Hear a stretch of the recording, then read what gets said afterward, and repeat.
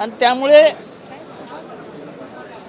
बाबासाहेब आंबेडकरांच्या अनुयायी आणि खास करून बौद्धिस्ट ह्या सगळ्या लोकांना विश्वासात न घेता असं काम करणं हेच मुळात चुकीचं होतं. आणि जर तिथला लोक त्याच्यावर चिडून काही करत असतील तर ते जरी कायद्याने चुकीचं असलं तरी मॉरली दे आर राईट. आम्हाला विश्वासात न घेता जे स्थान आम्हाला अतिशय प्रिय आहे, अतिशय आदरणीय आहे, त्या जमिनीला धक्का लावण्याचं काम शासनाने का केलं हा मूळ प्रश्न आहे. कारण नसताना जातीमध्ये आग लावण्याचा जो या शासनाचा प्रयत्न आहे आणि हे सगळं वास्तव नाकारून हे सगळं वेगळा नरेटिव्ह सेट करतायत. हा नरेटिव्ह नाही, हे वास्तव आहे. कशाला जायचं तिथे नको ते करायला आणि नको ते करायचं नंतर रडत बसायचं. ते ताबडतोब काम थांबवा. हे अंडरग्राऊंड रिझर्वेशन, अंडरग्राऊंड पार्किंग बिर्किंग काय करायला जाऊ नका. करायचं असतं ते कुठलं पार्क आहे ना, काय कस्तुरचंद पार्क एवढं मोठं पार्क आहे ना, त्याच्या खाली करा ना, काय करा, विमानतळ करा, आमचं काही म्हणणं नाही. पण दीक्षाभूमीला कुठेही डिस्टर्ब करू नका.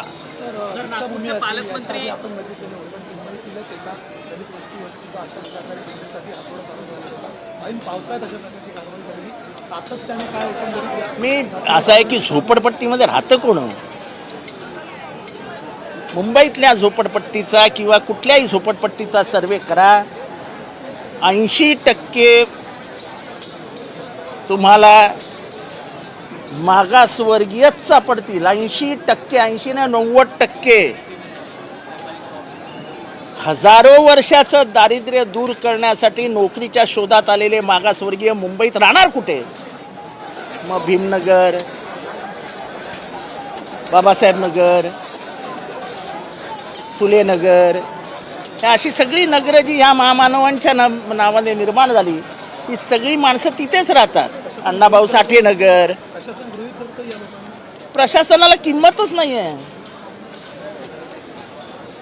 ह्या प्रशासनाला ह्या लोकांना काही द्यावं आणि ह्यांचे रस्ते मोठे होण्यापासून रोखू नयेत असं काही दिसत नाही आहे. त्यांनी अर्थसंकल्प सादर केला. दलित, ओबीसी, SC, ST काही नाही अर्थसंकल्पात. कधी माणसं नाही आहेत का? त्यांच्या स्कॉलरशिप्स रोखतायत. बहुजन समाजाच्या शाळांचं एकत्रीकरण करताय. त्यांना शिक्षणापासून वंचित ठेवण्याचा प्रयत्न केला जातो.